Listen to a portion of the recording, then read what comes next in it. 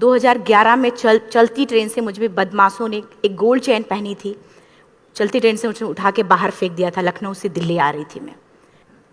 Compartment में बहुत सारे, जनरल कंपार्टमेंट था, बहुत सारे लोग थे।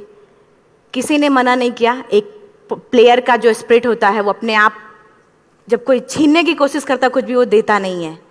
तो मेरे में भी था, मैंने मना किया और उन्होंने मुझे चलती ट्रेन से वो 4-5 ने उन्होंने बाहर फेंका। दुर्भाग्य ये था कि उसी समय दूसरी ट्रैक से ट्रेन आई और मैं उस ट्रेन में टकराई, फिर नीचे गिरी। दोनों ट्रेनें निकल गईं। कुछ देर बाद मैंने हाथ को ऐसे रख के उठने की कोशिश किया तो देखा कि मेरा पैर कट चुका था। थाई को उठा के देखा, मेरा पैर ऐसे जीन्स में लटका हुआ था, ब्लड फोर्सफुली निकल रहा। दूसरे पैर की हड्डियां टूट टूट के बाहर निकल चुकी थी। पूरी रात मैं चिल्लाती रही ट्रैक पे, छोटे छोटे पत्थर होते ऐसे चिल्लाती रही कि कोई बचा ले, कोई नहीं आया बचाने। और जब पूरी रात चिल्लाते चिल्लाते इतना कि मुझे दिखाई भी देना बंद हो गया। जब ट्रेन आता था तो वाइब्रेट होता था। इतना ही नहीं, फ्री का इन्विटेशन भी लोगों को मिल गया था, कुछ लोगों को। ट्रैक पे आपने ट्रेन की ट्रैक पे छोटे छोटे चूहे देखे होंगे। मेरे कटे हुए पैर पे आग के मेरे पैर कुतर रहे थे। मैं ब्रेन कॉन्शियस मेरा पूरा काम कर रहा था मेरे, लेकिन बॉडी में कोई भी मूवमेंट नहीं था। पूरे पल में वही चीज़ें सोच कि कैसे मैं अपने आप को कैसे बचा पाऊँ।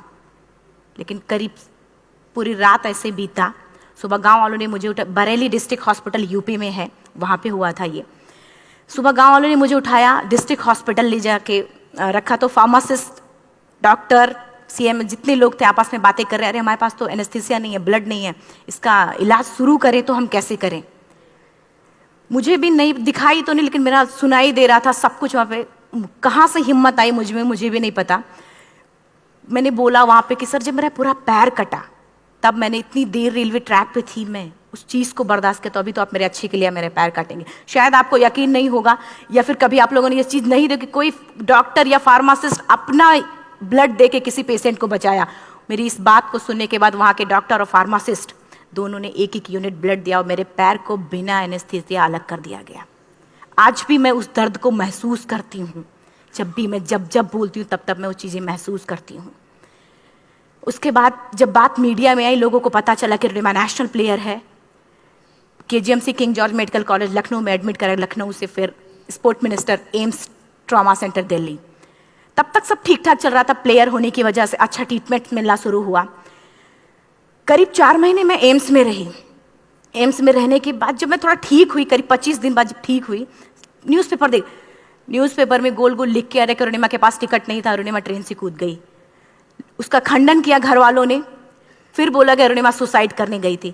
जिस लड़की का शरीर का एक अंग कट चुका, पूरी जिंदगी का पता नहीं कि व्हील चेयर है, बैसाखी या पता, यहाँ तक कि मेरे स्पाइन में 3 फ्रैक्चर था। मुझे ये भी नहीं पता था कि मैं बेड से उठ भी पाऊंगी कि नहीं। अंदाजा लगाया जा सकता, सिर्फ अंदाजा लगाया जा सकता है कि उसकी दिलो दिमाग पे क्या चल रहा होगा, उस परिवार की क्या स्थिति रही होगी जब जिस परिवार की एक यंग एज लड़की का इस तरीके का सिचुएशन हुआ हो। फिर भी कहते हैं कि जहाँ चाह होती वहाँ राह मिली जाती है। एम्स के हॉस्पिटल के बेड पे मैंने डिसाइड किया, क्योंकि अपनी बातें हम चिल्ला चिल्ला के करें, वो सिस्टम की इतनी हाई लेवल की बातें हो रही थी कि हम एक मध्यम वर्गीय फैमिली से थे। हम अपनी बातें चिल्ला चिल्ला के कह रहे थे, लेकिन कोई नहीं सुन रहा था। लेकिन कहते हैं मैंने अपने दिल, दिमाग, अंतरात्मा से ये चीज़ सोच ली कि ठीक है, आज आपका दिन है, जितना चाहो बोल लो, एक दिन तो मेरा दिन आने वाला। मैं प्रूफ कर दूंगी कि मैं क्या हूँ, मैं क्या थी, ये मैं प्रूफ कर दूंगी। हॉस्पिटल के बेड पे डिसाइड किया वॉलीबॉल नहीं, लाइफ का सबसे टफ गेम करना है। तब मैंने माउंटेनिंग चुना। जब मैंने माउंटेनिंग कहने और करने में बहुत फ़र्क होता है। जब मैंने माउंटेनिंग की बात सोची और लोगों के सामने, सबसे बड़ी चीज़ थी सही गाइडेंस में ट्रेनिंग लेना, दूसरा स्पॉन्सरशिप। इतना बड़ा एक साथ तो मैंने 40 से 50 लाख मैंने वाकई में कभी नहीं देखे थे पहले। मेरे लिए बहुत बड़ी चीज़ थी वो इकट्ठा कर पाना। जब मैंने लोगों के सामने रखा कि मैं माउंटेनिंग करना चाहती हूँ, एवरेस्ट के लिए मुझे ट्राई करना है, हर किसी ने मुझे बोला कि क्या है, पागल हो चुकी हो क्या, तुम्हारा दिमाग खराब हो चुका, तुम कभी नहीं कर सकती माउंटेनिंग। एक पैर आर्टिफिशियल है, दूसरे में रॉड है, और तुम्हारा दिमाग खराब है, स्पाइन में भी फ्रैक्चर है, तुम पागल होगे, चुपचाप कोई नौकरी करो, जीवन यापन करो। क्योंकि लोगों का सबसे बड़ा प्रॉब्लम ये होता है, लोग फिजिकल देखते, पैरों को मेरी अंतरात्मा में क्या चल रहा था वो तो किसी को पता ही नहीं था।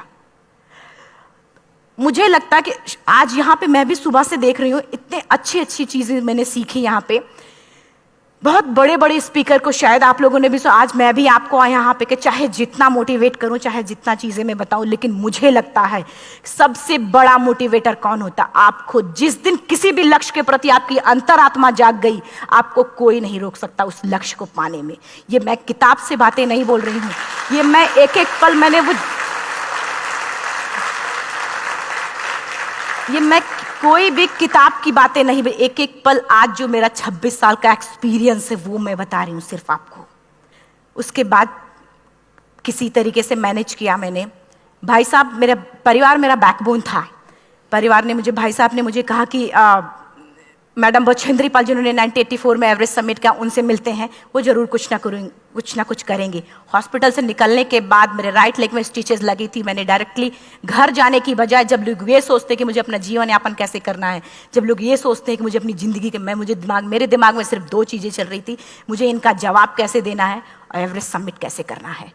फर्स्ट तुरंत गए बछेंद्री मैम के पास। जब मिले, मैम ने फर्स्ट टाइम जब मुझे देखा तो उन्होंने कहा, अरुणिमा, उनकी आंखों में आंसू आ गए। उन्होंने बोला, अरुणिमा, तूने ऐसी हालात में एवरेस्ट जैसे दुरूह पहाड़ के बारे में सोचा तो तूने अपने अंदर तो एवरेस्ट फतह कर लिया, अब तो सिर्फ लोगों के लिए। मेरे परिवार को छोड़ के बाहर की पहली ऐसी महिला थी जिन्होंने मुझ पे भरोसा किया था कि हाँ अरुणिमा, तुम कर सकती हो। मेरे लिए वही बहुत बड़ी चीज थी। प्लानिंग भी कर ली, मैम भी मिल गई, सब हो गया। लेकिन जब उतरते हैं फील्ड में तब पता चलता कि हम क्या हैं। रोड हेड से मैं पहुंच गई। मैडम ने कहा कि ठीक है, तुम्हारे कहने, तुम्हारे सोचने से कुछ नहीं होगा अरुणिमा, प्रूफ करो कि कर सकती हो। मैंने कहा बस एक मौका चाहिए मुझे। वाकई में जब मैं माउंटेन में पहुंची, रोड हेड से बेस कैंप लोगों को 2 मिनट लगता था, मुझे 3-3 घंटे लगते थे, क्योंकि मेरे राइट लेग की हड्डियां भी नहीं जुड़ी थी। लेफ्ट मेरा आर्टिफिशियल लग चुका था, लेकिन स्टंप एकदम रेड, उसका मतलब घाव एकदम नए थे। मैं अगर पैर रखती थी तो मेरे पैर से जोर से अगर दबा देती थी तो पैर से मेरे ब्लड आने लगता था। सारे लोग नॉर्मल थे वहाँ पे। हर कोई ये बोलता कि एक पीक के लिए जाते थे तो हर कोई मुझे ये बोलता कि अरुणिमा, तुम धीरे धीरे आओ। मेरे दिमाग में हर बार यही बात चलती थी कि क्या है, मैंने एवरेस्ट का प्लान किया, मैं इनके बराबर भी नहीं चल पा रही हूँ।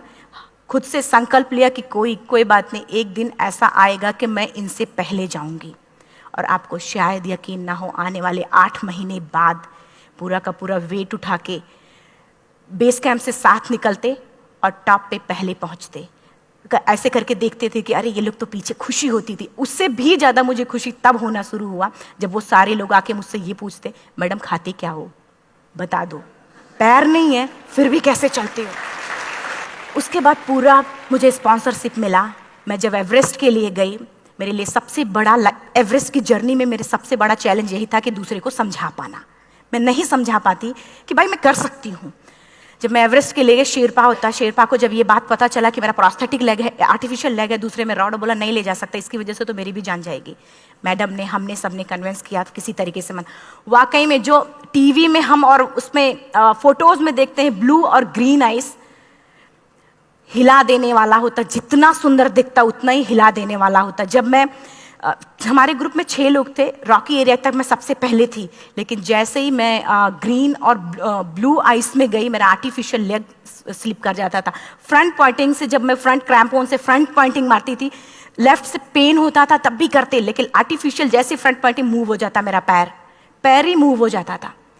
शेरपा मुझे बोला नहीं हो सकता अरुणिमा, जबरदस्ती मत करो। मैंने कहा कुछ नहीं, ये मेरा पैर है, मैं जानती हूँ कैसे चलेगा।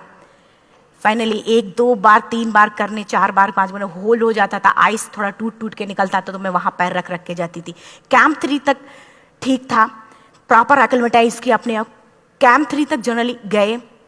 बात जब कैंप 3 के ऊपर की होती है, साउथ कोल समिट, अच्छे माउंटेनियर, अच्छे दिलेर के हौसले धरे के धरे तब रह जाते हैं जब अपनी आंखों के सामने किसी को मरता देखता है। और दिमाग में बात, जब जिसको डिसीजन मेकिंग, और जब दिमाग में बातें जब ये आने लगती हैं कि अरे जिस चीज़ के लिए हम जा रहे हैं उसी चीज़ के लिए आदमी मर रहा है, इसी चीज़ के लोग लिए मर चुके हैं। रात में क्लाइंबिंग, ज़्यादा से ज़्यादा माउंटेनिंग रात में की जाती है क्योंकि वेदर शांत होता है। जब मैं रात में निकली साउथ कोल से, कैंप 4 से, मेरी हेडलाइट जिधर ही हेडलाइट जा रही थी उधर ही डेड बॉडीज मुझे नज़र आ रही थी। मेरे रोंगटे खड़े हो रहे थे। मुझे समझ में नहीं आ रहा था कि मैं करूं तो क्या करूं। इतना ही नहीं, मैं जिस रोप में थी उसी रोप में जब मैं आगे जा रही हूं और एक बांग्लादेशी, उनका हाथ हल्का हल्का ऐसे हिल रहा, मुंह से आवाज आ रही थी। मैं एक्सप्लेन नहीं कर सकती मुझे कितना डर लग रहा था। बार बार ये बार बार मन में आती, इसका ऑक्सीजन खत्म हुआ है, ये मर चुका है लास्ट सिचुएशन में, और हम कुछ नहीं कर पा रहे हैं, क्या करें। उसके बाद मैंने 10 से 15 मिनट सिर्फ मैं वहां खड़ी रही। मैंने सिर्फ इतना बोला कि अगर आप सभी में से सभी ने एवरेस्ट सबमिट कर लिया तब तो ठीक है, अगर नहीं सबमिट किया है मैं सबके लिए एवरेस्ट सबमिट करूंगी और जिंदा वापस जाऊंगी। क्योंकि जैसा हम सोचते हैं हमारी बॉडी उसी तरीके से जनरेट करना शुरू करती है। मैंने डेड बॉडी, क्योंकि जा ही नहीं सकते थे किनारे से, उसी रोप में वो एंकर है, डेड बॉडी को लांगी और लांग के जाना शुरू किया। हिलेरी स्टेप साउथ समिट के करीब जब मैं खुद पहुंची, मेरे शेरपा ने एक जोर से झटका मुझे दिया कि अरुणिमा वापस चलो, तुम्हारा ऑक्सीजन खत्म हो रहा है।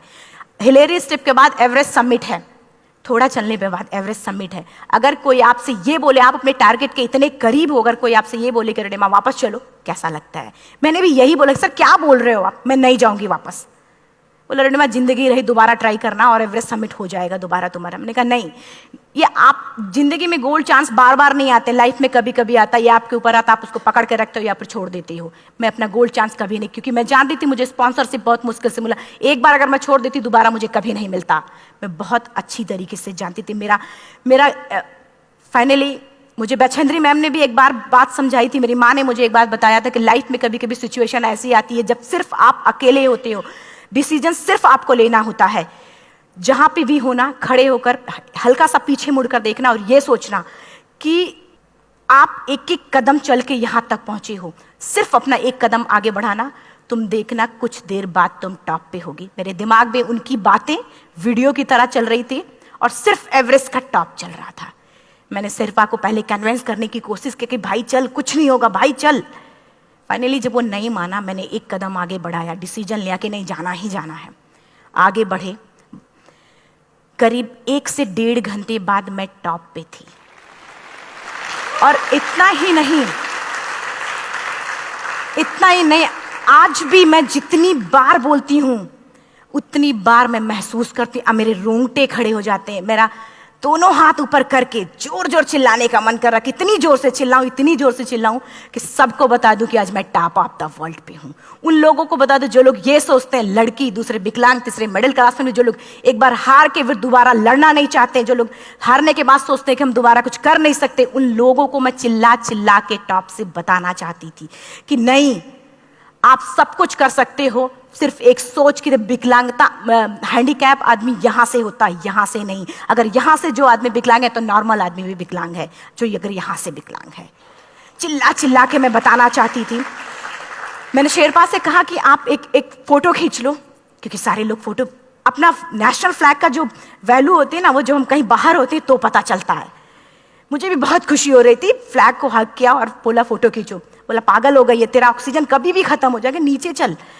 नहीं, फोटो खींच लो। फोटो खींचा उसने। वो तो अगली बार इतना तेज गुस्सा हुआ, मैंने उसको बोला कि भाई वीडियो भी बना ले। 8848 की हाइट पे ऑक्सीजन खत्म हो रहा है, आज हम भी हंस रहे हैं आप लोगों के साथ क्योंकि यहाँ पूरा ऑक्सीजन है। और 8848 की हाइट पे जब मुझे शेरपा, कोई भी शेरपा को बोलेगा भाई वीडियो बना, तो परेशान हो जाएगा, पागल हो चुकी क्या, तुम मर जा यहाँ, मैं जा रहा हूँ नीचे। मैंने कहा नहीं, कुछ नहीं होगा, आप बनाओ वीडियो।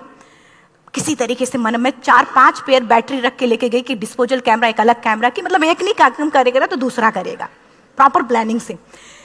शायद आप लोग भी सोचो कि वाकई में लड़की को इतना बड़ा रिस्क लेने की क्या जरूरत थी, कि जिंदगी कभी भी जा सकती थी इसकी। लेकिन मैंने वो रिस्क लिया क्यों? क्योंकि मैं चाहती थी, कहीं ना कहीं से मेरे भी दिमाग में ये बात आ चुका था कि मैं जिंदा वापस ना जाऊं। मैं चाहती थी कि अगर मैं जिंदा ना जाऊं तो ये वीडियो मेरे इंडिया, शेरपा से मैंने यही बात बोली, ये वीडियो अगर मैं जिंदा नहीं जाती, ये वीडियो मेरे इंडिया पहुंचा देना, मेरे यूथ तक चला जाएगा। क्योंकि मैं चाहती थी कि 11 अप्रैल 2011 को मेरा एक्सीडेंट हुआ, 21 मई 2013 10:55 पे मैं टॉप ऑफ द वर्ल्ड पे थी। ऑलमोस्ट 1 से 2 साल के अंदर कैसे यहां से मैंने ये चीज, मैंने कभी भी कामयाब होने की मेरी वो जिंदगी बन चुकी थी, मेरा जुनून बन चुका था, मेरा पैशन मेरा जिद बन चुका था। वो मेरा सोते उठते बैठते सिर्फ मुझे एवरेस्ट दिखाई जाए। और मुझे लगता है किसी को भी अगर अपना लक्ष्य पाना है, यहां से अगर वो पागलपन जब तक नहीं आएगा तब तक नहीं होगा। वो फाइनली उसने वीडियो बनाया। आप बोल रहे फटाफट अरुणिमा नीचे भागो। जब मैं टॉप पे थी तो कुछ लोग और भी थे, लेकिन 10:55 पे मैंने एवरेस्ट समिट 11 बजे के बाद अगर कोई अटैम्प्ट करने की कोशिश करता है उसको सुसाइड अटैम्प्ट बोलते हैं। जैसे ही मैं नीचे चलना शुरू की, मैंने कहा भाई हाँ चल नीचे चलते हैं। ज़्यादा से ज़्यादा मौतें नीचे आते वक्त होती हैं एवरेस्ट पे। जब मैं नीचे आ रही हूँ, थोड़ा दूर ही मैं नीचे चली थी, मेरा ऑक्सीजन पूरी तरीके से खत्म। सिर्फ अंदाजा लगाया सकता कि जब ऑक्सीजन खत्म हुआ क्या परिस्थिति रही होगी। मैं ऐसे नीचे गिर गई और शेरपा मुझे बोला कि अरुणिमा मुझे यकीन नहीं था कि तू एवरेस्ट सबमिट कर पाएगी, लेकिन फिर भी तूने किया। मैं चाहता हूँ कि अरुणिमा जिंदा चल, तू वापस उठ, खड़ी हो। मुझे खड़ा करने की वो कोशिश कर रहा था बार बार, मैं खड़ी नहीं हो पा रही थी। वाकई में दम ही नहीं था। लेकिन फिर भी कहते हैं कि जैसे हमारे नियम होते हैं वैसे ऊपर वाले के भी नियम हैं। उसकी लिस्ट में जब मेरा नाम नहीं है तो वो मुझे नहीं ले जा सकता।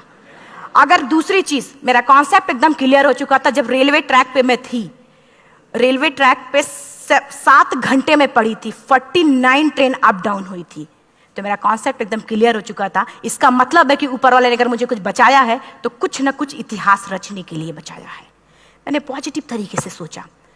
और उसी समय एक ब्रिटिश क्लाइंबर नीचे से ऊपर आ रहा था और उसके पास 2 ऑक्सीजन, तो उसने एक को वहीं फेंका और दूसरे को लेके नीचे जाना शुरू किया क्योंकि वेदर खराब था। मेरा शेरपा मुझे एंकर किया और जाने लगा नीचे, और वो फटाफट उसको लेके आए, मुझे लगाया। उसने बोला अरुणिमा तू बहुत लकी है कि तुझे यहाँ पे ऑक्सीजन मिला है। वाकई में ऊपर वाला भी चाहता है कि तू जिंदा रहे। वो मुझे बार बार लकी लकी बोल रहा था। शायद आप लोग में से भी कोई होगा कि जो लक और भाग्य जैसी चीज़ों पे यकीन करता हो, या पता नहीं भी। मैं किसी की भावनाओं को ठेस नहीं पहुंचाना चाहते, लेकिन मैं इन किसी भी चीज़ों पे भरोसा नहीं करती, क्योंकि मेरा मानना है कि लक भी उसी का साथ देता है जिसके अंदर जीतने का जज्बा है। अगर आपके अंदर जीतने का जज्बा नहीं है, चारों तरफ सिर्फ बहाने होते हैं, सिर्फ बहाने, इतना सारा एक्सक्यूज होता है। शायद मैं भी अगर वापस आ गई होती तो मैं बोल देती मेरा ऑक्सीजन खत्म है, कोई मुझसे पूछने ना बचेंद्री मन न मेरा परिवार, कोई भी मुझे पूछने नहीं आता। लेकिन क्या कभी मैं अपने आप को समझा पाती? कभी नहीं। फाइनली जो भी था, लक भाग्य किस्मत में नीचे आ रही थी, बहुत खुश थी। माउंटेन, डेड बॉडीज, मेरा शेरपा, ये लोग थे। मैं किसी से शेयर भी नहीं कर पा रही थी कि अरे मैंने एवरेस्ट सबमिट किया, किसी से शेयर भी नहीं कर पा रहे थे। फटाफट मैंने नीचे हील मार मार के, हमारे से हील मार मार के नीचे आ रहे थे। एकाएक मेरा प्रोस्थेटिक लेग, पूरा का पूरा लेग ही निकल गया। -60 डिग्री तक टेम्परेचर डाउन हो जाता है एवरेस्ट पे। मेरा हाथ वगैरह ये सब ऐसे मूवमेंट, ऐसे मुड़ नहीं रहा था, ब्लड निकलने लगा था, ये सब यहाँ तक। मुझे शेरपा से मैं बोल रही हूँ कि ऑलरेडी मेरा पैर कटा हुआ है, अगर दिमाग में ये बात है कि मेरा हाथ भी काटना पड़ेगा, कैसा लगेगा मेरा दिमाग। क्योंकि ये ऐसा मूवमेंट, रेड 3 स्टेज होती हैं। रेड मेरा हो चुका था, रेड, ब्लैक, ब्लू, ब्लैक हो तो काटना पड़ेगा। तो बार बार मैं बोल रही हूँ शेरपा से कि भाई हाथ मेरा कुछ हो रहा है, इसमें मूवमेंट नहीं हो रहा है, यहाँ सबसे ब्लड हो रहा है। बोला अरुणिमा कुछ नहीं, जितना नीचे जाएंगे उतना अच्छा होगा। प्रोस्थेटिक लेग मेरा निकल चुका है, मैं रुकी हूँ, मेरा ऑक्सीजन चल रहा, बड़े मुश्किल से लक भाग्य किस्मत जो भी था मुझे मिला था। शेरपा मेरे आगे है, लास्ट मोमेंट तक वो मुझे बोलेगा, अगर वो मैं नहीं चलती वो मुझे छोड़ के चला जाए। गलती उसकी भी नहीं होती, क्योंकि वो क्या करे क्लाइंबर की वजह से, या तो अपनी जान वो भी दी, गलती उसकी भी नहीं है। लास्ट में मेरी आंखों से आंसू निकलने लगा। मैंने सोचा क्या करूं अब, रोने अपने आप आंसू ने कहीं ना कहीं से आ ही जाता है। दूसरे पल मुझे समझ में आ गया कि रोने धोने से कुछ नहीं होगा। मैंने आंसू को पोंछा और रोप, जो मेरी रोप थी, रोप को पकड़ा, दूसरे हाथ से आर्टिफिशियल लेग को, पैर को घसीट घसीट के चलना शुरू हो गया, क्योंकि मेरे पास यही था। ये तो दूसरा था, गिव अप कर दो ही चीज़ थी। पैर को घसीट घसीट चलना शुरू हुआ। कुछ दूर नीचे चलने के आने के बाद रॉक था, उसमें घुसे, पैर को खोला, सही किया, फिर नीचे चला। Camp 4 to summit to camp 4 3500 feet है, और इसमें टोटल जनरली लोग 16 से 17 घंटे में समिट कर लेते हैं। मुझे टोटल 28 घंटे लगे थे। हर माउंटेनियर, चाहे बाहर का या फिर इंडिया का, हर किसी ने ये मान लिया था कि अरुणिमा जिंदा वापस नहीं आएंगी। हर किसी ने ये चीज़ मान लिया था। लेकिन मुझे लगता, जब मैं वापस साउथ पोल पहुंची, जब मैं टेंट का जिप खोला, मैंने हर किसी ने कहा कि अरे तू यहाँ है, हम तो सब सोच लिए थे तू चली गई। हर किसी ने ये बोला था। फिर सब खुशी मना रहे थे हम सब। देखिए, ये सब बताने का मेरा सिर्फ एक मकसद था कि सब कुछ हम में है, हम जैसा चाहें वैसा कर सकते हैं। ऑलरेडी टाइम हो चुका है। मैं एक 4 लाइन की पंक्ति सिर्फ बोलूँगी। मैं एक्चुअली मेरा एम है कि मैं वर्ल्ड के जो कॉन्टिनेंट हैं, कॉन्टिनेंट के हाईएस्ट पीक समिट करूं। एशिया का एवरेस्ट हो चुका है, अफ्रीका किलिमंजारो हो चुका है, यूरोप का एल्ब्रुस हो चुका है। 23 नवंबर को मैं जा रही हूँ ऑस्ट्रेलिया हाईएस्ट पीक के लिए। बस आप लोगों की गुड विशेस चाहिए। और 4 लाइन, अभी तो इस बाज की असली उड़ान बाकी है, अभी तो इस बाज की असली उड़ान बाकी है, अभी तो इस परिंदे का इम्तहान बाकी है, अभी अभी मैंने लांघा है समुद्रों को, अभी तो पूरा आसमान बाकी है। Thank you so much, thank you.